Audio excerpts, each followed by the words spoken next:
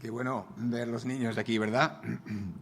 Yo que este año me jubilo de las Olimpiadas, pues ver renuevo, ver nueva vida y continuidad, ¿verdad? Qué bien. Pues nos ha emocionado a todos. También el himno que Ageo has escogido, que no sé cómo tienes voz después de anoche, cuando estabas ahí en el semáforo con los jóvenes anunciando que Dios es amor ante los coches que paraban. Y no os han arrestado, está bien, estáis aquí, así que qué alegría que los jóvenes tienen ilusión para salir y proclamar que Cristo es Rey, vive, Dios es amor y en Cristo lo ha manifestado. Bien, pues quisiera que los técnicos me pusieran la primera imagen. Vamos a mirar el pasaje, es Isaías 11, y aquí tenemos un bosque de árboles. Un árbol es una creación de Dios increíble. Vivimos en un mundo urbano y a lo mejor pues no lo apreciamos tanto.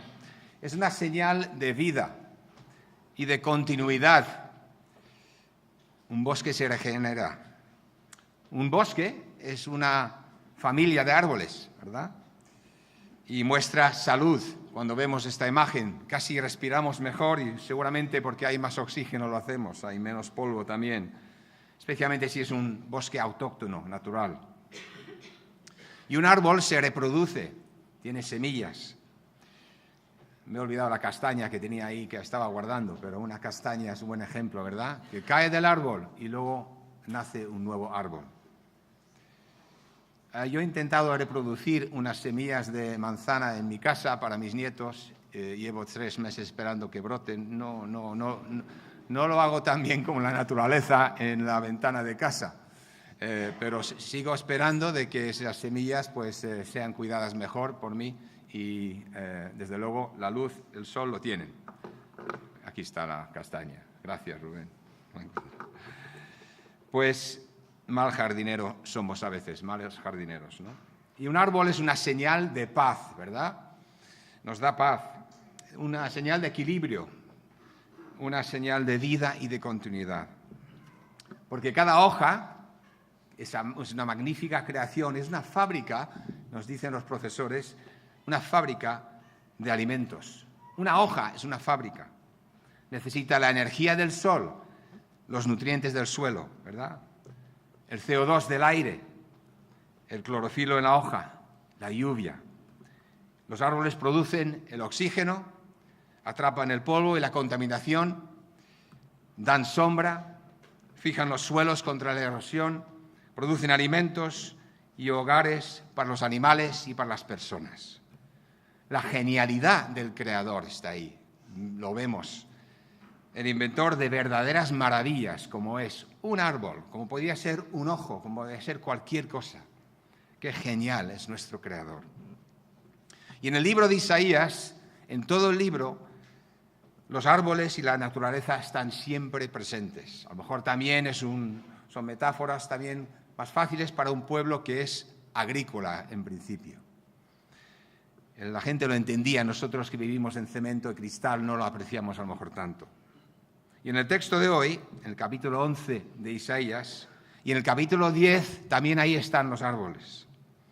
Cuando los bosques son destruidos, es un desastre nacional en la Biblia. Hoy en día es global, como vemos que está ocurriendo. Miramos la segunda imagen, por favor. Un ejemplo en Nicaragua de un bosque arrasado, muerte, final. Muy difícil de recuperar porque los suelos ahora son arrasados por las lluvias. Muy difícil de tener nueva vida como antes, con ese equilibrio. La causa de la destrucción, entonces, en tiempos de Isaías como ahora, es el hombre. Y los profetas lo denuncian, tanto por ser la creación de un Dios que ama su creación, a causa de la destrucción, por ejemplo, destrucción por hacer naves de guerra. Dicen que en España también se arrasaron los bosques para crear armadas y ejércitos para guerrear. Pero en la Biblia también el pueblo de Dios estaba construyendo casas, se nos dicen los profetas. Casas grandes, con grandes maderas, cortando los árboles del Líbano para la ciudad. Ensanchando su propia casa, pero no confiando en Dios. Y la destrucción de los bosques, tanto en Asiria como de Israel, es señal de muerte, de final, de destrucción, de cataclismo nacional. En el capítulo 10, un poco antes, el versículo 33, los árboles altos de Asiria son los gobernantes orgullosos que serán talados. Los árboles son esos árboles orgullosos que dice: mirad, el Señor Todopoderoso, desgaja las ramas con fuerza increíble.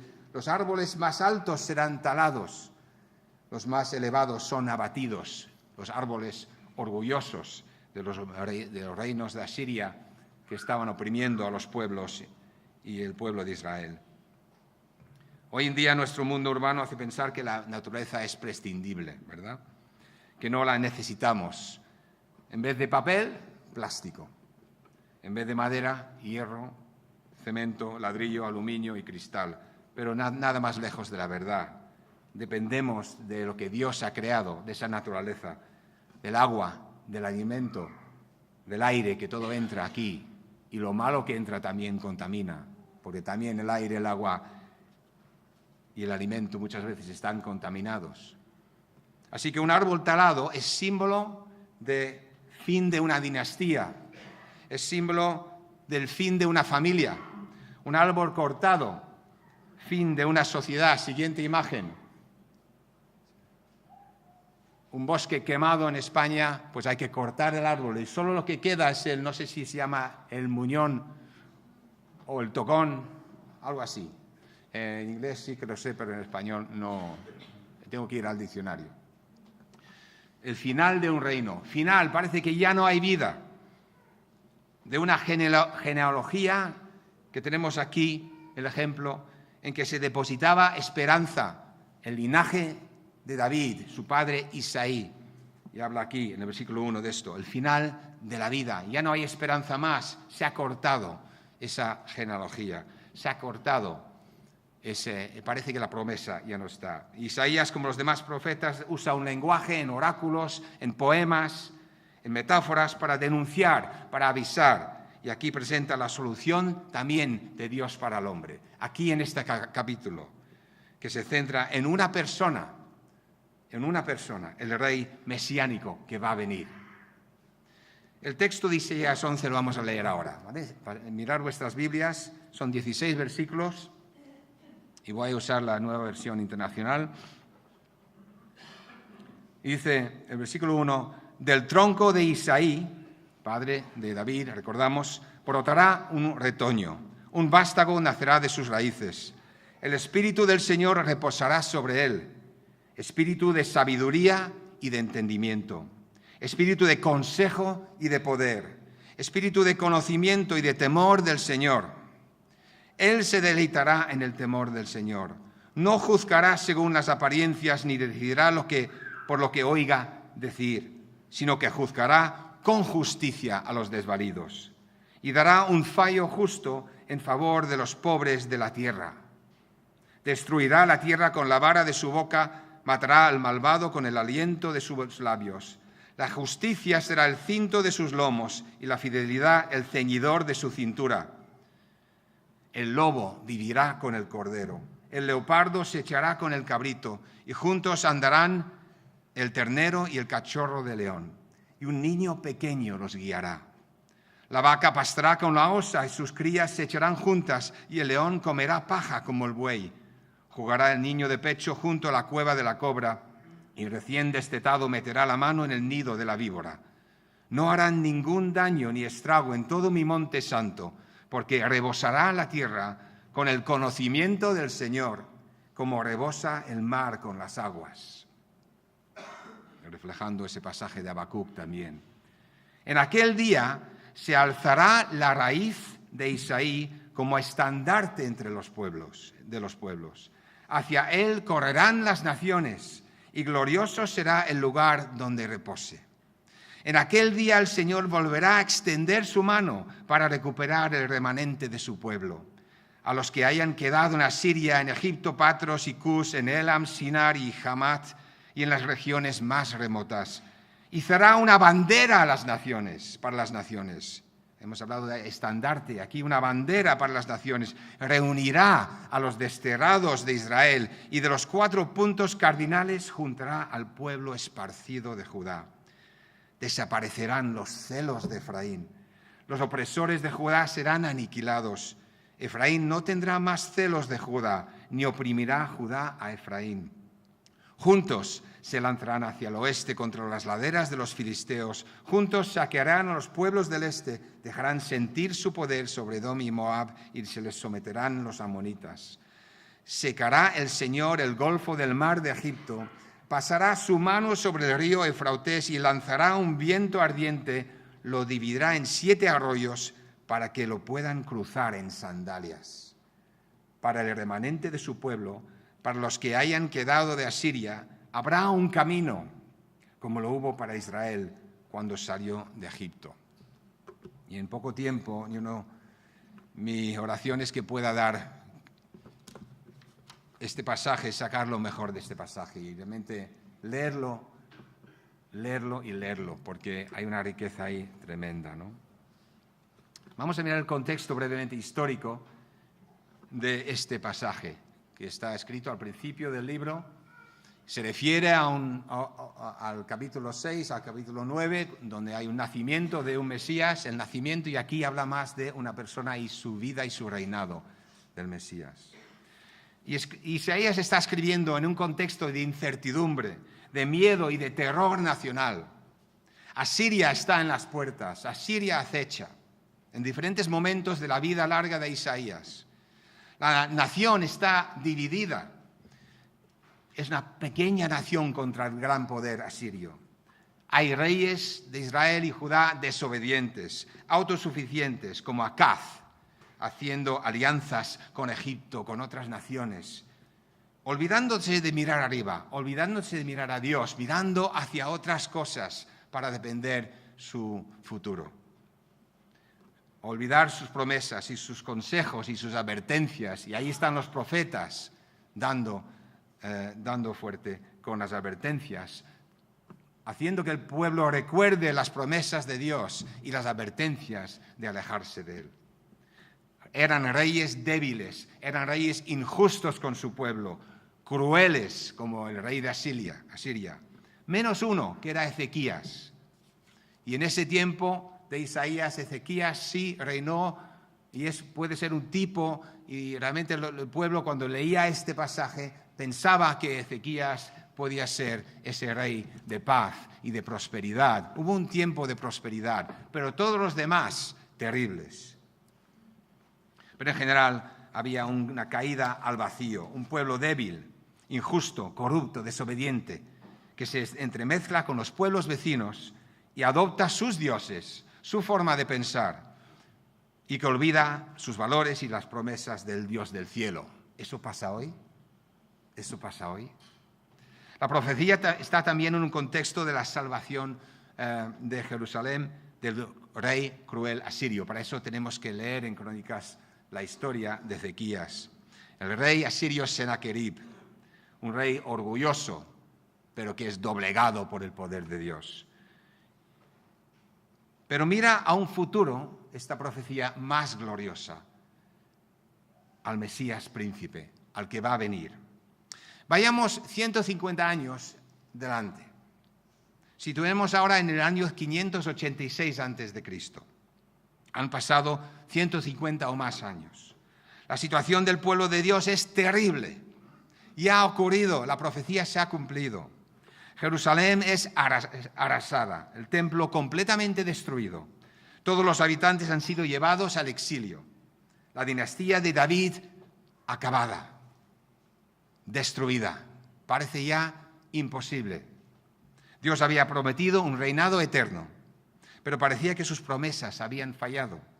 ¿Dónde estaba la promesa a Abraham de que en él serían benditas todas las naciones? Porque como hemos visto 150 años antes, el profeta Isaías, y aquí en este texto, había profetizado sobre esta destrucción. Lo había dicho que iba a ocurrir. Él había visionado que el tronco de Isaí, el padre del rey David, se quedaría solo en un tocón, en un muñón. Esta imagen no podemos quitar, es solamente en la Catedral de Burgos tenemos la raíz de Isaí ahí. Pero Dios no estaba sorprendido en el año 586 por lo que estaba pasando. Él lo tenía planificado. Era su obra de juicio y de disciplina. Era parte de su gran plan, su misión de rescate, su misión de amor, porque todo el plan de Dios en toda la Biblia es un plan de amor hacia los perdidos, hacia los que le dan la espalda. Porque la misión de Dios es esa historia de amor hacia nosotros. Después del retorno a la tierra prometida bajo el rey persa, Ciro el Grande, muchos empezaron a reflexionar sobre este pasaje, sobre estas palabras escritas 200 años antes. Habían sido exiliados, pero habían vuelto. Recordamos el tiempo de Esdras. Empezaron a pensar en cuándo el renuevo que estaba profetizado aquí brotaría, cuándo saldría. Algunos pensaron en que Isaías 11 se refería a Zorobabel. Pero en vez de esto, Zorobabel sería usado por Dios para apuntar hacia uno que iba a venir, uno más grande, hacia un rey perfecto, que traería paz al corazón del hombre, un reinado perfecto de ese rey, que vendría con seguridad, pero dentro de cientos de años. Cuanto más tiempo un árbol cortado esté ahí, cortado y parece muerto, más difícil es pensar que salga vida de ella. Pero las promesas de Dios se hacen más ciertas, las promesas se hacen más ciertas con el paso de los años, porque cada día que pasa nos acerca más a su cumplimiento. En el Romanos 13, versículo 11 dice: haced todo esto estando conscientes del tiempo en que vivimos, ya es hora de que despertemos del sueño, pues nuestra salvación está ahora más cerca que cuando inicialmente creímos. Así que después de 600 años de este tronco cortado y aparentemente muerto, salió un brote, salió un renuevo, como había profetizado Isaías, en un establo de Belén. 14 generaciones después de que el exilio babilónico había cortado el árbol genealógico de Isaí, el padre del rey David, la vida y la esperanza brotaron en el cumplimiento de la promesa de Dios, ¿verdad? Isaías, mediante estos oráculos y estos poemas, sigue con su denuncia, pero apunta hacia ese rey perfecto en el futuro. Un rey que tiene su tipo en el sucesor de Acaz, Ezequías, que reinó con justicia más años por ser fiel y obediente, pero apuntaba a uno más grande, y eso lo veía que no se cumplía la promesa en Zorobabel ni en Ezequías. El pueblo veía que era algo, y por eso el pueblo tenía una esperanza en ese rey Mesías que iba a venir. Todo el libro de Isaías apunta entonces, si veis todo el libro, hacia un rey glorioso, justo y perfecto. Enormes contrastes con los reyes y gobernantes de la época. Y eso es lo que tenemos que ver. Isaías mira hacia ese rey, y aquí habla de sus características, contrastando con las características de los reyes de Judá, de Israel, de los otros reyes de las zonas y del rey aparentemente tan poderoso de Asiria. No son nada comparado con el rey de gloria. Miremos el texto con un poco más detalle. Primero, en el versículo 1, habla del rey. Habla de un árbol genealógico. Podemos poner la siguiente imagen. Yo tengo en casa una genealogía en un cuadro. Ya está desfasada porque han nacido más, hay más brotes, ¿vale? Pero eso de la familia de mi mujer, Delgado Ruiz, pues ahí pusieron en su momento una genealogía. ¿Cuánta gente está preocupada por su genealogía? Hay gente que busca en el ADN de dónde vinieron y tienen sorpresas de que uno que vive en Irak pues realmente tiene origen judío a veces. O sea, es tremendo lo que podemos ver. Pero hay mucha preocupación por nuestro pasado, pero poca preocupación por nuestro futuro, ¿verdad?, en la sociedad de hoy. Bueno, quitamos la imagen. El renuevo, hijo de Isaí, viene de la línea real. José y María, cuando nace Jesús, son descendientes en ese linaje, pero eso parecía que haber sido cortado, y el rey nace humilde en un pesebre. Vamos a mirar la siguiente imagen que tenemos? La siguiente. Esto es un árbol muy español, ¿no? Creo que es el olivo. ¿Habéis visto un olivo viejo y un brote saliendo de él? Pues esa es la imagen que tenemos aquí, ¿verdad? Y la siguiente imagen podemos dejarla puesta un tiempo. Una nueva vida de un árbol cortado, un nuevo brote. Y en el capítulo 6, versículo 13, habla de esa simiente santa también. El capítulo 6, versículo 13, que dice: y si aún queda en la tierra una décima parte, esta volverá a ser devastada, pero así como el talar, la encina y el roble queda parte del tronco, esa parte es la simiente santa. Otra referencia hacia ese rey, ese brote, ese renuevo. No como los bosques altos arrasados de Asiria. Isaías ya había anunciado el nacimiento de ese Mesías. En capítulo 9 hemos visto la semana anterior, creo que era, no sé si era Pablo, hace 2 semanas, que nos habló de un niño que nos ha nacido, ¿verdad? Un hijo nos es dado. Entonces habla de ese nacimiento, pero aquí, y nace en humildad, pero aquí habla de su vida adulta, de lo que va a ser su reinado y de lo son sus características. Se centra en esa vida adulta. Y otra vez contrasta esa descripción de este rey con los reyes temporales y corruptos, de Israel y Judá, injustos, desobedientes, débiles, dependientes, inmorales, y Asiria, orgullosos y crueles. Y todo el tiempo hay ese contraste entre los reyes y gobernantes temporales y el rey perfecto y justo. Veamos el versículo 2 y 3. 2 hasta 5. Aquí están las características y cualidades de este rey. Para su gran obra, Jesús, al principio de su ministerio, también en Lucas 4, 18, aquí cita a Isaías 61 y dice: el Espíritu del Señor está sobre mí, por cuanto me ha ungido para anunciar buenas nuevas a los pobres, libertad a los cautivos, vista a los ciegos, poner en libertad a los oprimidos y proclamar el año del favor del Señor. ¿Veis? El Espíritu del Señor, versículo 2, se reposará sobre él, espíritu de sabiduría, cosa que no tenían esos reyes, entendimiento, espíritu de consejo y de poder, espíritu de conocimiento y de temor del Señor. No juzgará las apariencias, será un rey justo, ni decidirá lo que oiga decir, no será influido por nadie más. Es un rey que toma decisiones justas. Juzgará con justicia a los desvalidos y dará un fallo justo en favor de los pobres de la tierra. No hay rey como él en nuestro mundo. Nunca habrá. Un rey perfecto y justo.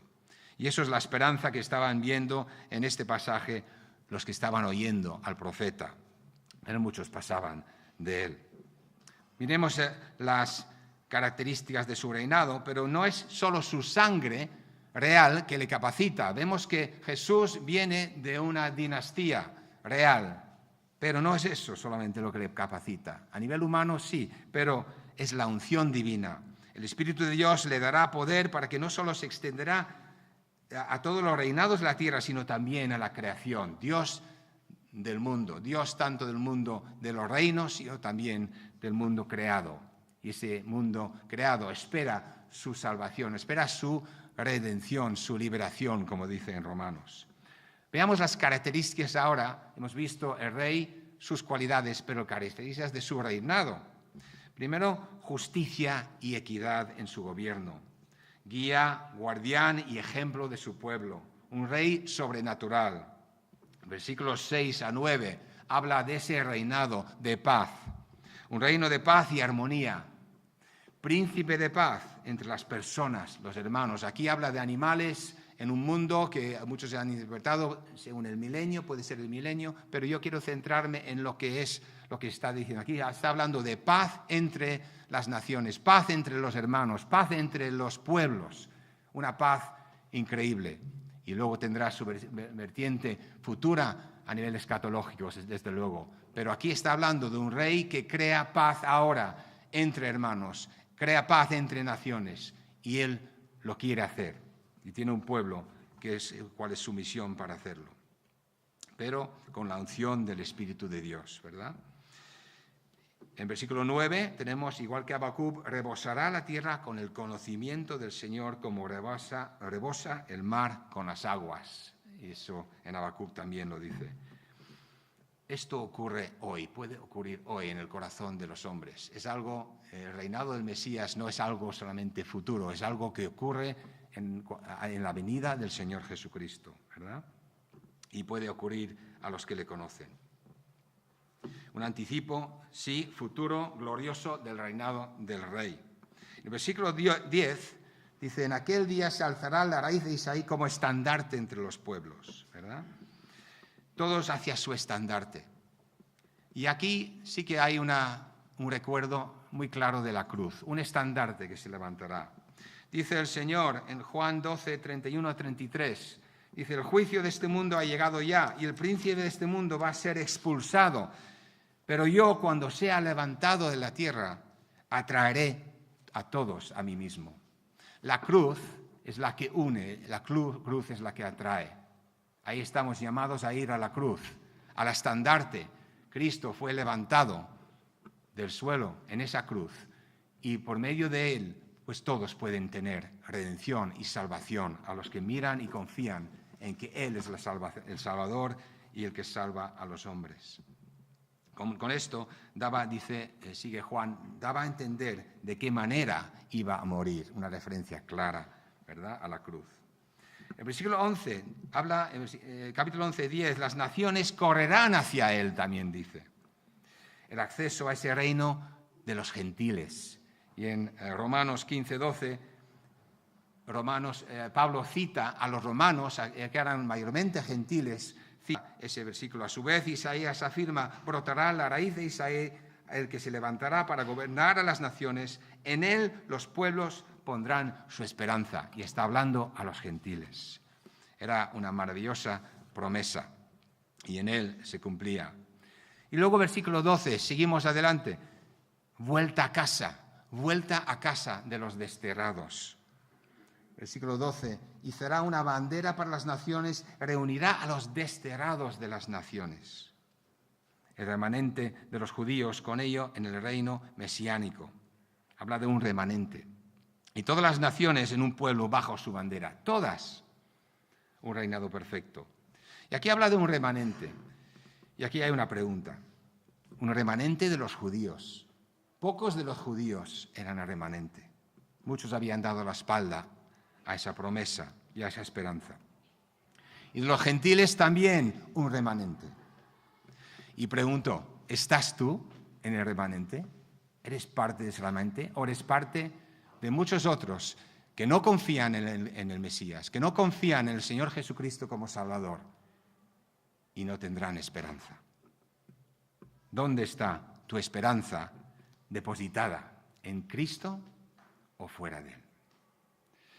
Pero ¿es un reinado futuro solo? Creo que ya hemos dicho que no.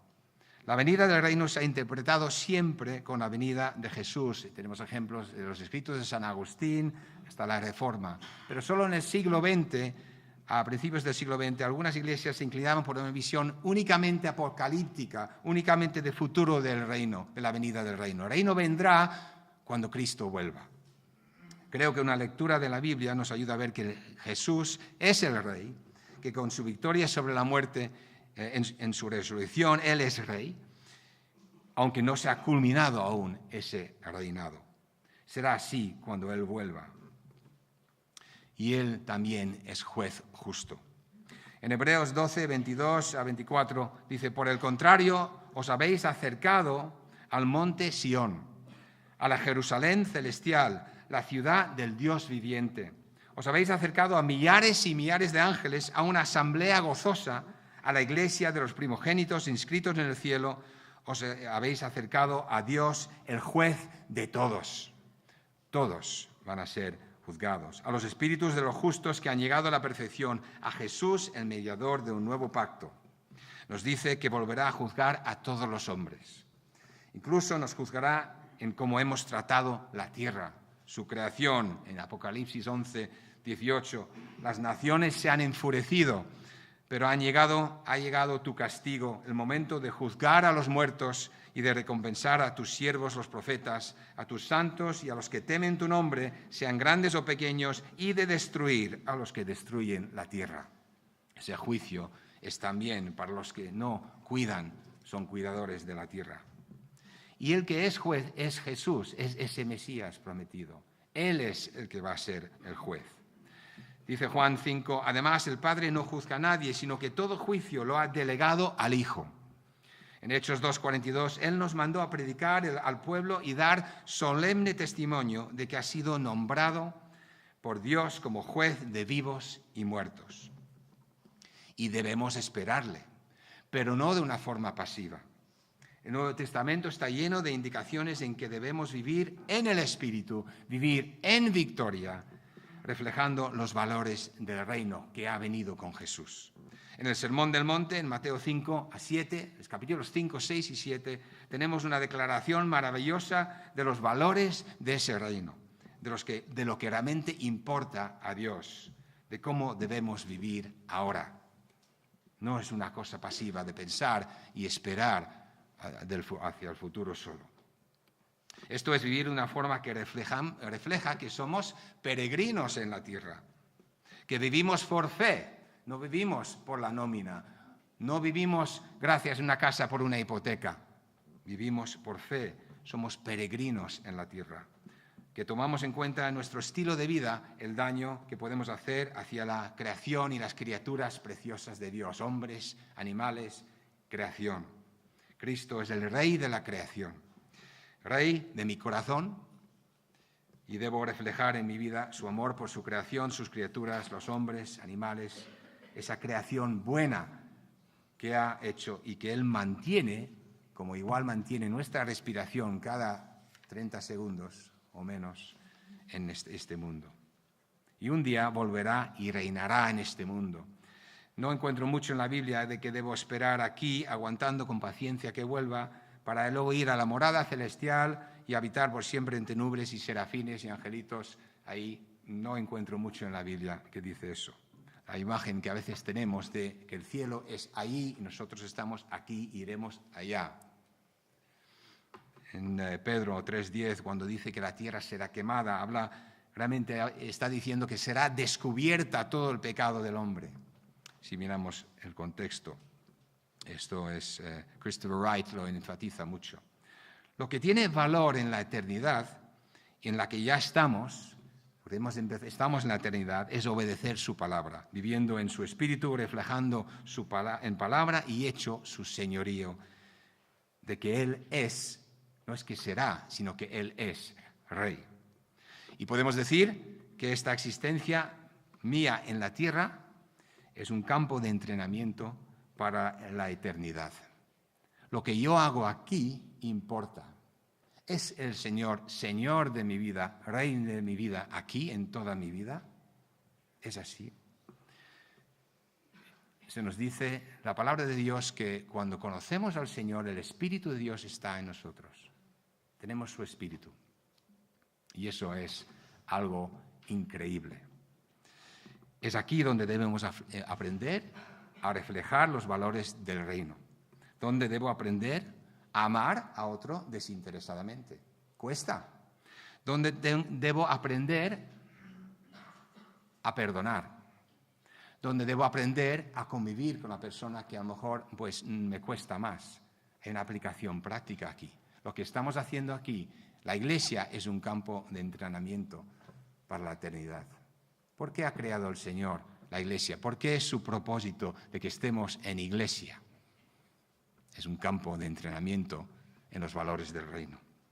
Así que, ¿cómo estoy viviendo yo hoy? Y finalmente, al final del pasaje, para terminar, versículos 15 y 16, dice que el rey abrirá un camino incluso para los asirios. Secará el río Éufrates, podrán cruzar en sandalias. Y eso me recuerda mucho las palabras del Señor Jesús en el texto tan conocido de Juan 3:16, que voy a leer.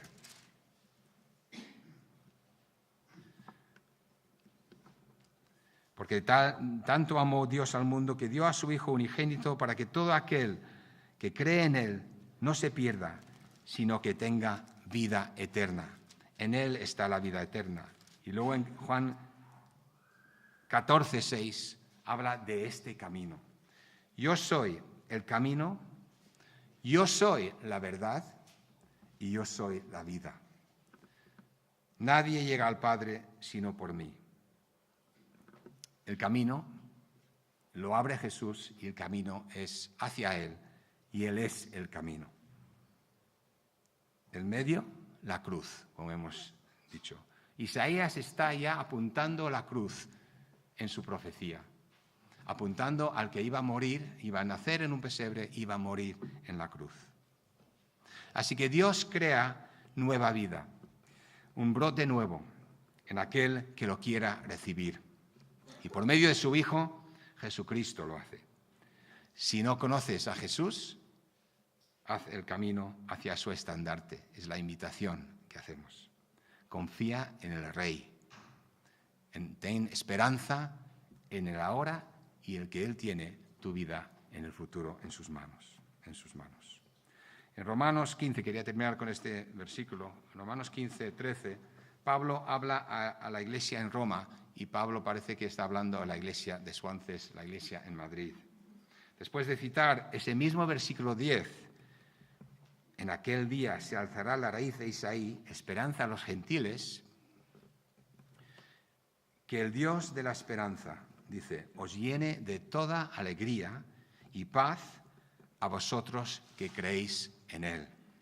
Eso es su oración. Para que reboséis de esperanza por el poder del Espíritu Santo. Leerlo otra vez, a lo mejor en los grupos de crecimiento. Es un buen versículo para leer. La esperanza está en Jesús, el Rey de gloria. Hay un reino eterno, pero ya ha empezado. Y nosotros somos embajadores de ese reino. Que el Señor nos bendiga.